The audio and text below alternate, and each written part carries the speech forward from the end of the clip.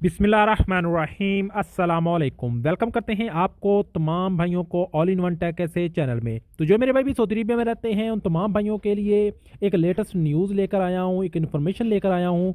क्योंकि जब भी आप सऊदी अरबिया में रहते हैं तो और सऊदी अरबिया में काम करते हैं तो आप लोगों को सऊदी अरबिया के लॉ के कानून के बारे में पता होना चाहिए, या सऊदी अरबिया में जो भी लेटेस्ट अपडेट्स हैं, ताकि आप लोग उससे बाखबर रहें। और ये आपके लिए बहुत ज़रूरी है।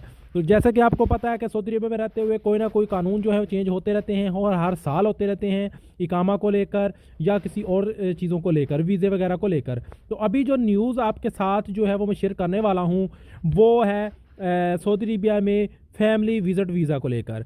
जैसा कि आपको भाइयों को पता है कि आप लोग सऊदी में रहते हैं तो अपनी फैमिलीज़ को जो है विज़िट वीज़ा पर बुला लेते हैं 3 महीने के लिए, 6 महीने के लिए, 9 महीने के लिए। तो इस चीज़ को लेकर जो है आपके साथ एक इन्फॉर्मेशन शेयर करने वाला हूँ।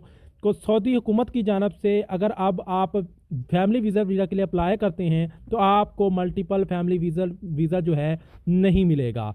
क्यों नहीं मिलेगा, कौन कौन से कंट्रीज़ में शामिल हैं, उन तमाम कंट्रीज़ के नाम भी आपके साथ इस वीडियो में शेयर करूंगा और इसकी वजह भी आपके साथ शेयर करूंगा। वैसे तो ऑफिशियली कहीं पे भी अनाउंसमेंट नहीं हुई, लेकिन अगर हम फिज़िकली उनकी वेबसाइट पर जाकर विज़िट वीज़ा के लिए अप्लाई करते हैं तो वहाँ पे जो है हमें ये प्रॉब्लम देखने को मिलती है।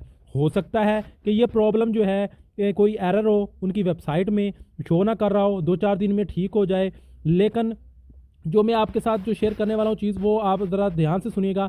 जैसा कि तमाम भाइयों को पता है कि अभी हज उम्रा का सीज़न चल रहा है, हज का सीज़न चल रहा है, जिसकी वजह से बहुत ज़्यादा क्राउड हो रहा है। इसलिए वो फैमिली विज़िट को जो है वो रोकना चाह रहे हैं ताकि दूसरे लोगों को मौका मिले जो लोग उम्रा के लिए और हज के लिए आना चाहते हैं।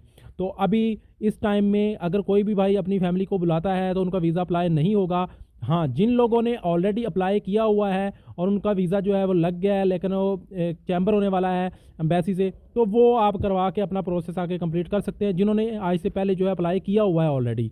तो जिन लोगों ने अभी अप्लाई करना है, अपनी फैमिली को बुलाना है, तो वो जो है कह लें कि हज के बाद ही बुला सकेंगे।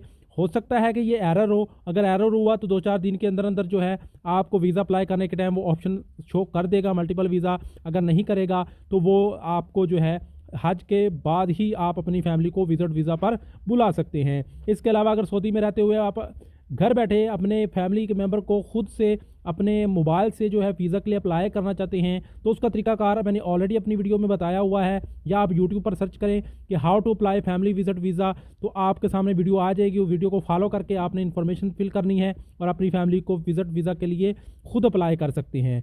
तो आपको किसी के पास जाने की ज़रूरत नहीं है, ना अपने कफ़ील को कहने की ज़रूरत है।